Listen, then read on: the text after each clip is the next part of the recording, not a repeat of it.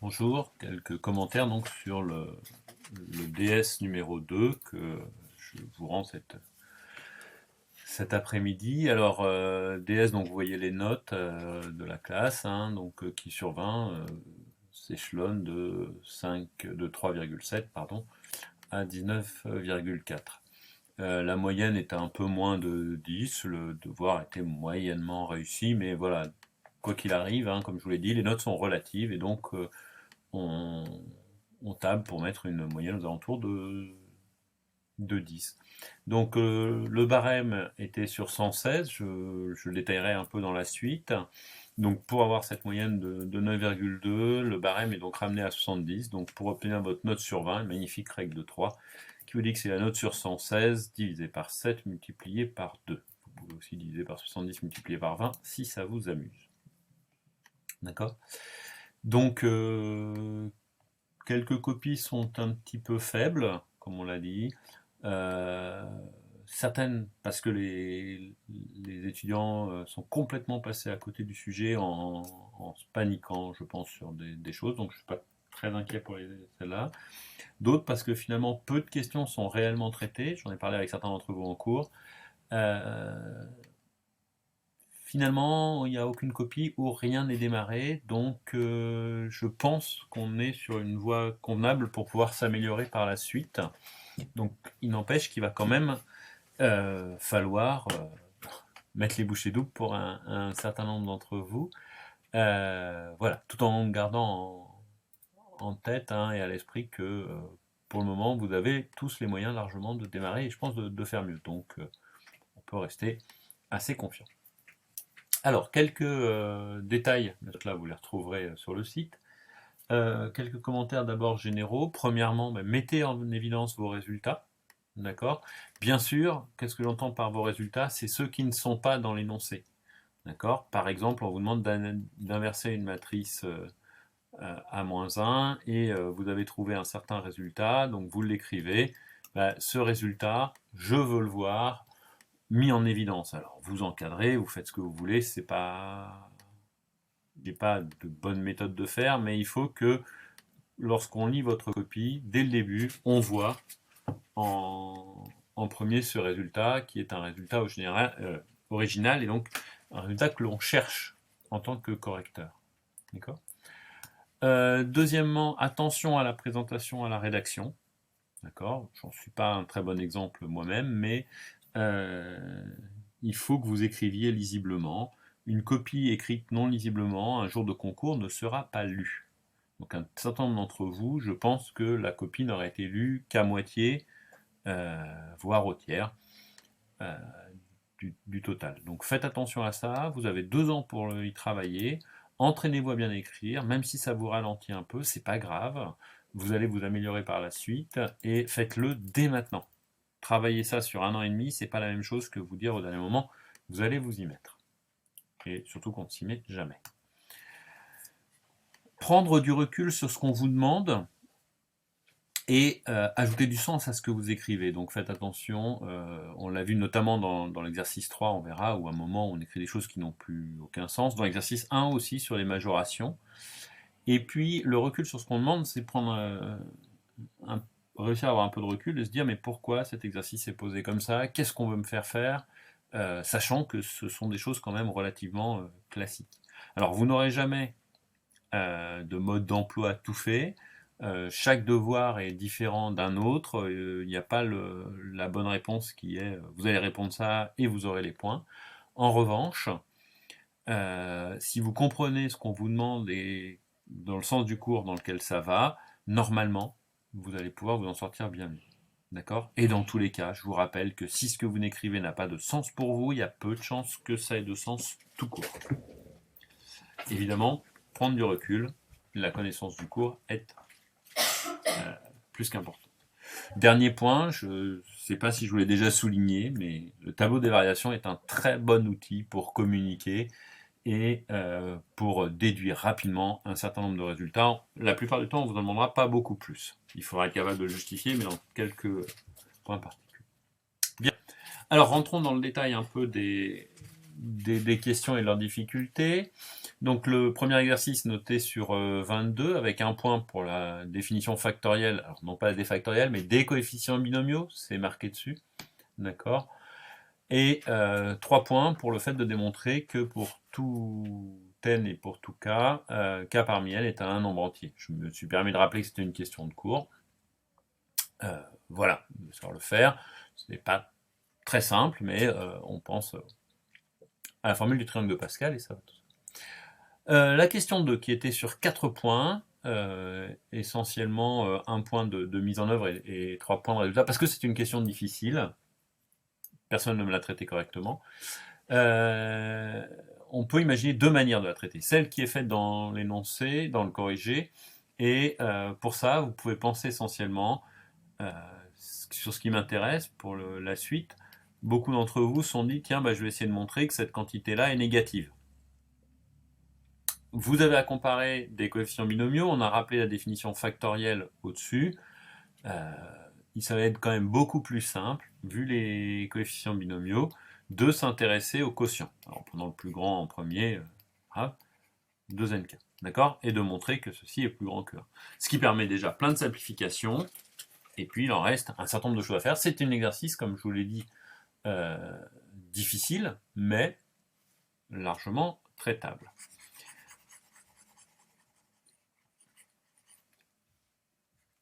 Bien. Autre façon de traiter qui a été très peu faite, mais si vous voulez faire une récurrence, c'est faisable, pour exploiter le tableau du triangle de Pascal, comme certains l'ont fait en disant que la moitié, et bien là dans votre récurrence, ce qu'il fallait mettre dans votre hypothèse de récurrence, c'est quel que soit k dans 0n, 2n parmi k est inférieur à 2n parmi k plus 1. Jusqu'à n moins 1, pardon. D'accord? Ce qui vous donne en fait une croissance tout le long ici des étapes, d'accord? Et ce qui fait que quand on s'intéresse au rang n et qu'on a montré ça, avec un coup de coefficient binomial au-dessus, on arrivait éventuellement à s'en sortir. Voilà. C'est à mon avis pas la méthode la plus simple, mais c'était faisable.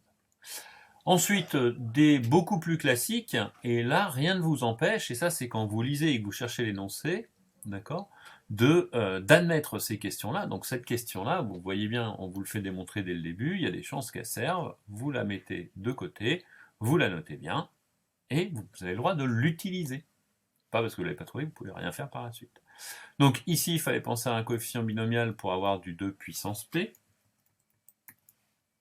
Pas de difficulté. 2 points pour ça quand même.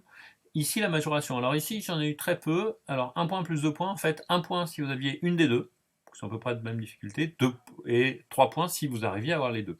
L'idée des deux étant pas très compliquée, c'est que le 2 a la 2 puissance 2n, d'après ce qui précède, alors il fallait avoir fait la question d'avant, mais c'est la somme de k égale 0 jusqu'à 2n, des 2n parmi k.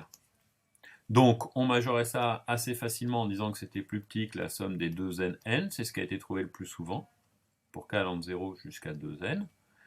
J'ai donc une constante, cet élément-là, est donc égal à 2n plus 1 fois 2n. Et puis finalement, la majoration la plus simple, que j'ai trouvé assez rarement, qui est de dire que dans tous ces termes-là, j'ai 2n parmi n plus des coefs binomiaux. Et tous ces coefficients binomiaux sont positifs. Donc ici, je me retrouve avec un n de n. Donc voilà la deuxième majoration. D'accord? Question D, déjà traitée en cours, une récurrence, plusieurs façons de la rédiger, j'ai vu des bonnes méthodes, 2 points pour ça aussi, c'était quand même pas mal payé, je pense. Et puis, question de 2, pour 2 points aussi, je ne pensais pas que ça poserait tant de problèmes, montrer que ce caractère-là tend vers 0, le coefficient binomial. Alors, évidemment, au vu de la question précédente, on va avoir envie d'utiliser celle-là, donc là, il y avait un petit piège, c'est que si vous utilisez les comparaisons en disant 2n parmi n est plus grand que 2 puissance 2n sur 2n plus 1, et qu'on utilise bêtement, pour n égale 2n, la proposition précédente, on trouve plus grand que 2n sur 2n plus 1. Ok. Donc c'est plus grand qu'une suite majorée qui tend vers 2, qui tend vers 1. Donc certainement pas, ça ne nous apprend pas que ça peut tendre vers l'infini. D'accord ? Donc à revoir, ce point-là. Cette majoration-là n'est pas suffisante. Alors si elle n'est pas suffisante, on peut essayer de la faire autrement. Il y a plusieurs façons de procéder. On peut dire que 2 puissance n, c'est 2 puissance n fois 2 puissance 2n, pardon, 2 puissance n, sur 2n plus 1, et en majorer qu'un seul. Donc plus grand que n sur 2n plus 1 fois 2 puissance n, et là on trouve une suite qui tend vers 1,5, l'autre suite qui tend vers plus l'infini, donc par produit des limites, le tout tend vers plus l'infini. Minoré par une suite qui tend vers plus l'infini, ça tend vers plus l'infini. Ou alors, on pourrait très bien également dire que ceci était plus grand que, est égal, pardon, à 2 puissance n le tout au carré sur 2n plus 1, ce qui nous donne une majoration moins bonne, mais suffisante, de n carré sur 2n plus 1, et ceci, on peut justifier que ça tend vers plus l'infini, vous mettez le plus grand facteur des deux côtés. Voilà. Question 3, avec 3 points pour la monotonie de un. Donc pareil, au vu de la tête de un, il est beaucoup plus pertinent d'étudier le quotient un plus 1 sur un. D'accord? Et de montrer que c'est plus grand que 1 pour montrer que la suite est croissante. Et une fois qu'on a que la suite est croissante, ici, il fallait avoir l'idée de dire que un était plus grand que U0, non, U1, son premier terme, puisque la suite est croissante. D'accord? Donc voilà, pour 22 points. Sur 100, pardon. Deuxièmement, donc un exercice d'analyse avec une étude de suite récurrente. Donc dans les détails, vous voyez, sur 24, l'étude des variations de la fonction phi était sur 4. Alors ceci se décline en 4 points. Premièrement, la justification de la dérivabilité. Ceci est noté sur 1 point. Deuxièmement, la valeur de la dérivée, donnée sur 1 point. Troisièmement, qu'a posé plein de problèmes, le signe de la dérivée, sur 1 point. Quatrièmement, les limites. Un mot de justification sur les limites, 1 point. Donc voilà qui vous fait 5 points. Et normalement, j'ai pas enlevé de points, mais tout ça devait se trouver dans un tableau des variations. D'accord ? Une remarque, le calcul de la dérivée, quand on le faisait, on obtenait, et ça, très bien, la plupart d'entre vous l'ont calculé correctement, avant de perdre un peu les pédales. Donc sinus x fois sinus cosinus x, moins 1. Et là, étude de signe de ça, je sais pas faire, c'est horrible. Non. Sinus, en valeur absolue, c'est plus petit que 1. Sinus, en valeur absolue, c'est plus petit que 1. Le produit de deux éléments plus petits que 1, c'est plus petit que 1. Donc, on tient que nécessairement c'est négatif. Donc c'est décroissant et il n'y a plus grande difficulté derrière. Éventuellement, on peut se poser la question du égal à 1, dont on aura besoin, c'est-à-dire la nullité pour la question 3. Et bien pour que ceci soit égal à 1, donc soit vous faites l'étude pour montrer que c'est strictement plus petit que 1, vous étudiez cosinus qui se balade entre moins 1 et 1, c'est-à-dire qui est inclus dans moins pi sur 2, et ainsi vous obtenez que le sinus n'est jamais égal à 1, donc phi' est tout le temps strictement négatif. D'accord ? Donc voilà pour les 4 points de l'étude. Passé ces 4 points d'étude, il y avait 2 points pour dire que ça réalisait une bijection, donc là je voulais 2 mots, enfin 3 plus exactement. Le tableau des variations avec un R dans... non pas R dans R, pardon, mais plus l'infini et A moins l'infini, pour phi. Et puis donc strictement monotone, ce qu'on retrouve sur le tableau des variations, et le fait que phi est continu. Si vous avez tout ça, ça réalise une bijection, théorème de la bijection continue, théorème de la bijection monotone, plein de choses, plein de termes que vous pouvez donner. Question 3, montrer que l'application phi-1 est dérivable, vu qu'on avait une bijection. Là, je veux simplement les 3 hypothèses. Phi bijection de R dans R, phi dérivable sur R, et puis, quel que soit x dans R, phi' de x est non nul. Citer le théorème de dérivation de l'application réciproque, ça peut quand même être un plus. Donc d'après ce théorème, la fonction phi vaut ça. Une fois que vous avez fait ça, donc 2 points également, 4 points pour le calcul de la dérivée. Donc là, il y avait 1 point pour la valeur de phi' calculée en un point quelconque, y, 1 sur phi' de phi-1 de y, puis d'appliquer ceci, phi-1 prime, pardon, l'appliquer en phi-1 de cosinus 1. et là avoir l'idée de dire que phi moins 1 de cosinus 1 est égal à x équivaut à phi de x est égal à cosinus 1, et de regarder, ah tiens, phi de 0, ça vaut justement cosinus 1. De toute façon, il n'y a pas 36 valeurs en lesquelles on peut essayer de calculer.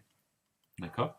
Donc, ce qui nous donnait finalement que notre phi moins 1, ça valait 0, donc il nous simplifiait le tout. Donc vous aviez un point pour ceci, 2 points pour le calcul correct de x, et puis, enfin, pour le calcul de cosinus moins 1 point pour la valeur de cosinus prime, et un point pour l'équation de la tangente, qui s'en déduisait sans grande difficulté une fois qu'on avait les bonnes valeurs. Ensuite, montrer que l'équation d'inconnu, il suffisait de redire que c'était une bijection, d'accord? Donc inutile de me remobiliser des théorèmes des valeurs intermédiaires qui en plus ne prouvent pas d'unicité, des choses comme ça. On l'a dans la bijection, on l'a dans la bijection. Puis on avait phi, et n'hésitez pas à refaire un tableau des variations, qui était décroissante, pour montrer que θ, puisque c'est l'unique antécédent de 0, ben, il suffisait de montrer que la valeur en 0 était positive, la valeur en 1 est négative, donc on utilise le tableau des variations. D'accord ? Montrer que pour tout x, f de x est dans 0,1, et puis que f est croissante. En fait, l'idéal, c'était même de le faire dans l'autre sens, c'est-à-dire vous faisiez le tableau des variations. La dérivée de f, hein, c'est la même que celle de phi', donc c'est un sinus fois sinus. Vous regardez qu'entre 0 et 1, c'est strictement croissant, et ça croît d'une valeur qui est positive à une valeur qui est plus petite que 1. Évidemment, on pouvait le montrer à la main. Ensuite, pour la question 3, donc un point pour montrer que un est dans 1, bah, ceci c'est simplement une récurrence partant du fait que f de un plus 1 est égal, est égal à f de un est dans 0,1, donc f de un est dans 0,1, et puis un est croissante. Alors là c'est une récurrence pour laquelle il faut faire attention, et notamment ne pas dire que c'est évident. U0 est plus petit que U1, et puis après on applique notre hypothèse de récurrence pour en déduire que UN plus 1 est plus petit que UN plus 2. D'accord? Une fois qu'on a une suite, donc 2 points pour ça, une fois qu'on a une suite croissante et majorée, donc là, fin extrêmement classique, on analyse que la suite est croissante et majorée, 1 point, pour en déduire qu'elle converge vers L. Un deuxième point pour dire que cette limite L est bien comprise entre 0 et 1, puisque UN est toujours compris entre 0 et 1. Donc par passage à la limite, L est compris entre 0 et 1. Puis avec un terme de continuité, f de UN égale UN plus 1. Par continuité de f, ceci tend vers f de L. Par continuité, par limite de UN plus 1, ceci tend vers L. Et donc par unicité de la limite, f de L égale L, c'est-à-dire que L est égal à θ. Donc un point pour les passages à la continuité, un point pour le résultat égal θ.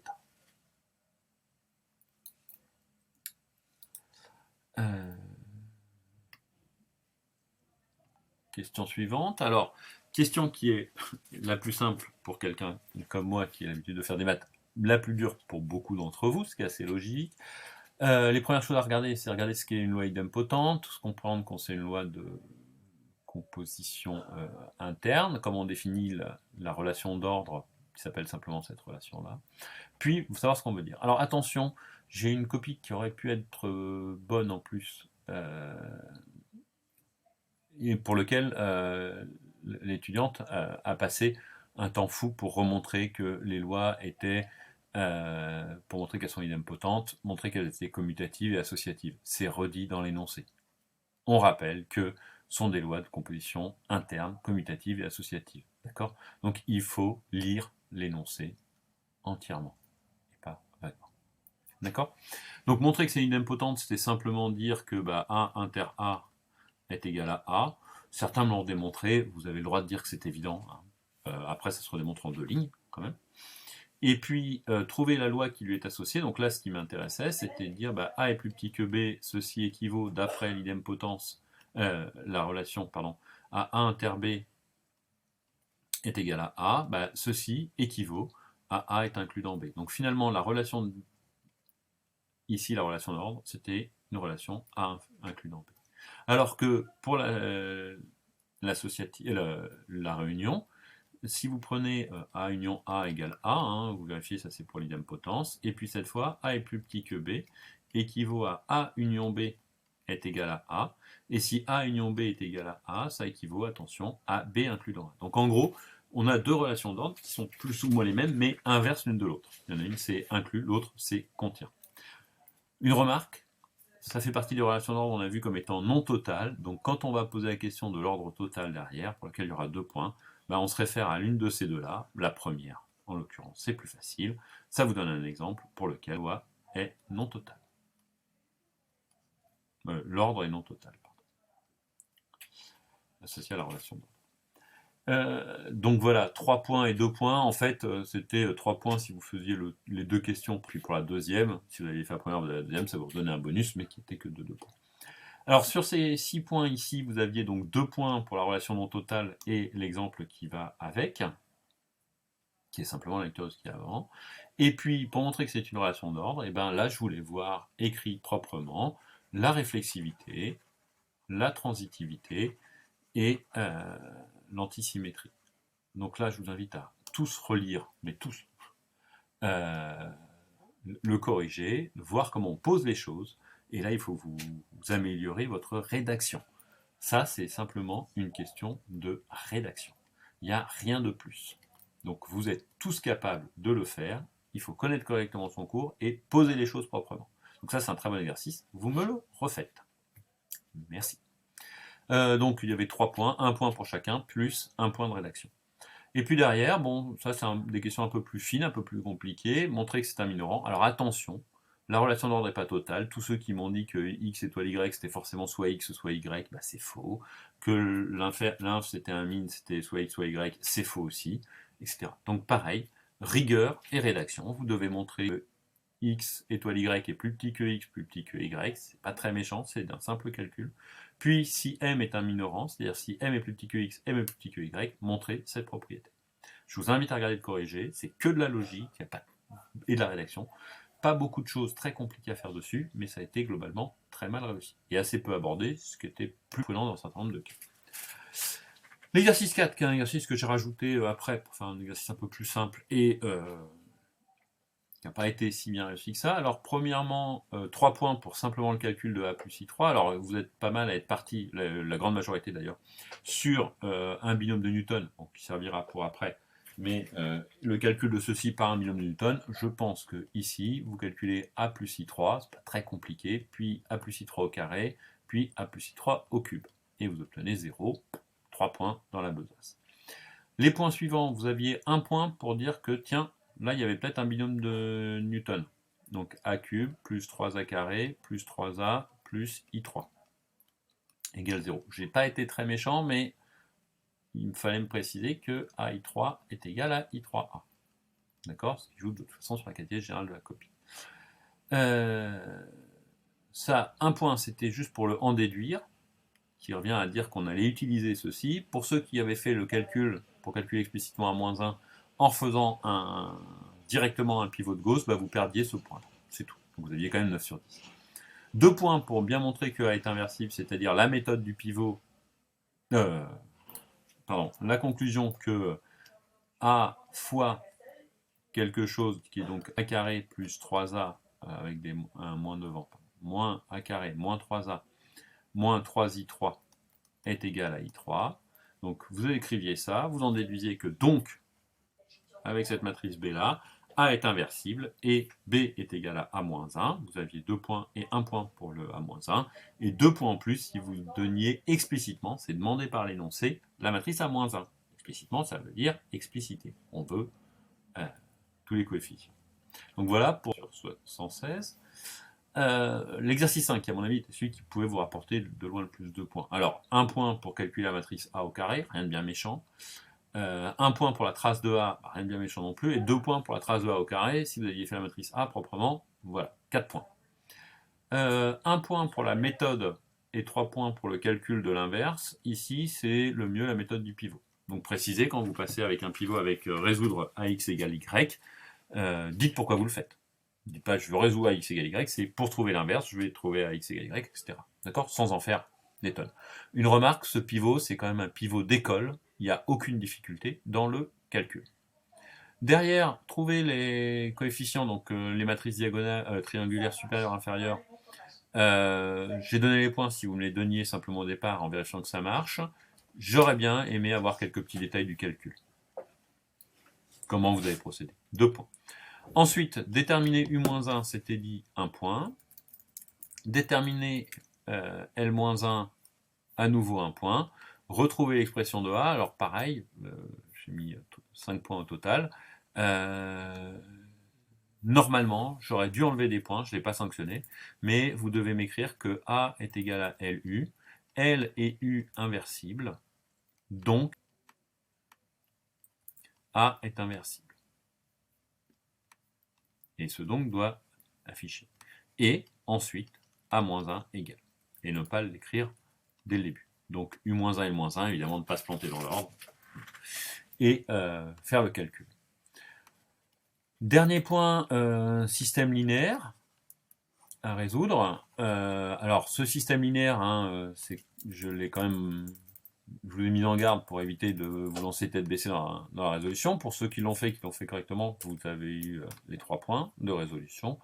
Ici, il y avait quand même un premier point où c'est de reconnaître que c'était de la forme a carré x égale y. Un deuxième point pour dire que ça équivaut à a carré moins 1 y, a carré étant inversible puisque a est inversible, et que ceci, ça vaut a moins 1 au carré. Je vous laisse vérifier, on s'en produit de a carré par a moins 1 au carré, que l'inverse de a carré est bien a moins 1, le tout au carré.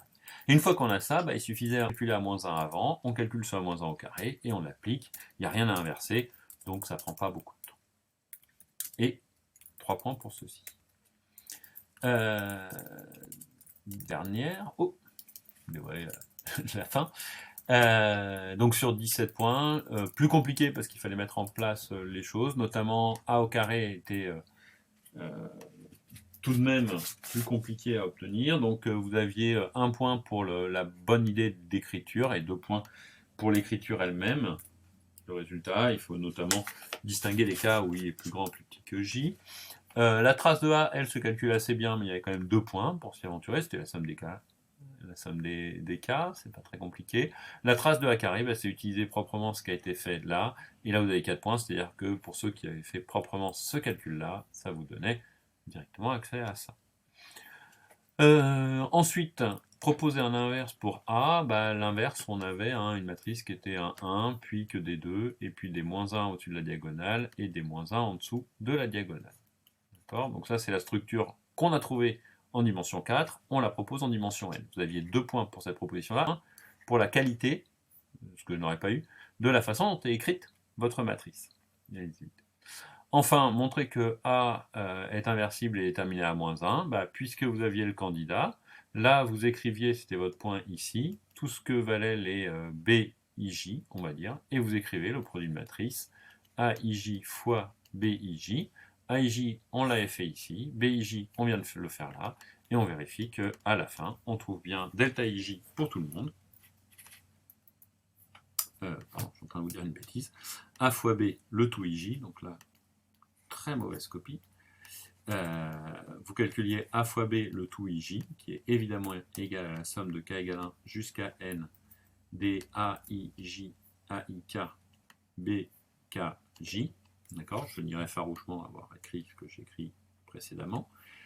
Et montrer qu'on retrouve bien la matrice identité. D'accord. Comme d'habitude, se rajoutait 3 points pour la présentation et 3 points pour la rédaction globale, avec des fois des moins qui font un petit moins 1 au total, ce qui fait un peu moins de 2 points de présentation. Voilà pour ce deuxième DS de l'année. Il y en aura d'autres. Comme je vous ai expliqué, les notes sont relatives. Ne vous découragez pas, il n'y a pas lieu d'être découragé. En revanche, motivez-vous parce que pour s'améliorer, il faut travailler. Ce que je vous demande de faire, ce qu'on vous demande de faire en prépa, c'est difficile et c'est pour ça que ça a de la valeur. Ça vaut largement le coup de s'accrocher. Je pense qu'on est très globalement sur une très bonne voie et donc je vous souhaite de très bonnes vacances, à la fois reposantes et studieuses, que vous reveniez à la rentrée motivé et prêt à continuer.